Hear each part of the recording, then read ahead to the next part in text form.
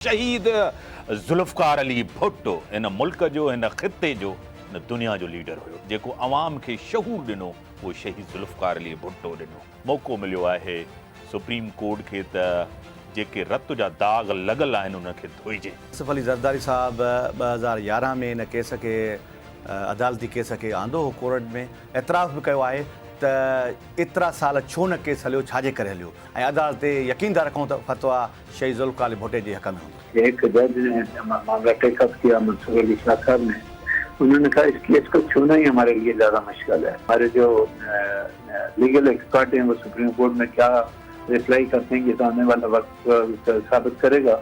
हर जाने वाले के मतलब आप क्या कहेंगे, वो स्टेटमेंट दे के गए, किताब लिखी है, मैंने खुद अपने आपके इंटरव्यू के दौरान ये बात कही है, मैंने खुद उनकी ये किताब पढ़ी है, लेकिन सवाल ये पता था कि इसका आगे हल क्या है। ही जेको मियाँ साहब जो अॼु जेको हुयो रेफरेंस इहो ख़तमु कयो आहे, इन मां साबित थियो त गवर्नमेंट खे जेको आणण लाइ मियाँ साहब खे आंदो थो वञे, लेकिन इहो मां तव्हांखे ॿुधाईंदुसि, अॻियों बि आसिफ अली ज़रदारी साहब आहे, चेयरमैन बिलाल भुट्टो ज़रदारी साहब आहे।